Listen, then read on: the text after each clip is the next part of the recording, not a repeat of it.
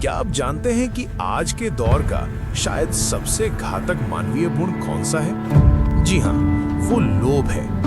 यदि हम अपने जीवन की ओर ईमानदारी से पीछे मुड़कर देखें, तो पाएंगे कि हमारे अधिकांश निर्णयों के केंद्र में कहीं ना कहीं लोभ ही मौजूद रहा है। और अक्सर ऐसा होता है कि जब हमें अपने लोभ की पूर्ति होती है, तो अनजाने में ही सही पर किसी और को उसकी कीमत चुकानी पड़ती है।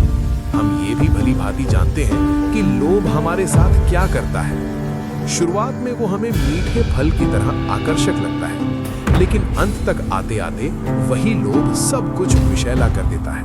हमारा परिवार, हमारे मित्र, हमारे रिश्ते और अंततः हमारा जीवन भी। तो प्रश्न ये है कि हम इससे उबरें कैसे?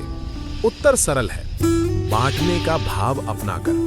जीवन केवल भोगने के लिए नहीं है, बल्कि सहभागिता और आवंटन के लिए है। इस भाव को हमें अपनी संतानों की प्राथमिक जीवन शिक्षाओं में अवश्य शामिल करना होगा, क्योंकि जड़ें जितनी गहरी होंगी, वृक्ष उतना ही सशक्त होगा, और वही वृक्ष भविष्य की एक मजबूत, स्थायी और स्वस्थ नींव रखेगा। सीख: जीवन में बांटने का भाव अपनाइए और वही संस्कार अपनी संतानों को भी दीजिए, क्योंकि जो विष हमने अपने अनुभवों में झेला है, हम नहीं चाहेंगे कि वही विरासत हम अपने संतानों को दें। हमारा कर्तव्य है कि हम उन्हें लोभ नहीं, बल्कि संवेदना, संयम और सहभागिता का मार्ग दिखाएं, ताकि वे एक स्वस्थ, संतुलित और मानवीय जीवन जी सकें। अगर आपको इससे कुछ भी सीखने को मिला हो, तो चैनल को सब्सक्राइब किए बिना न जाएं।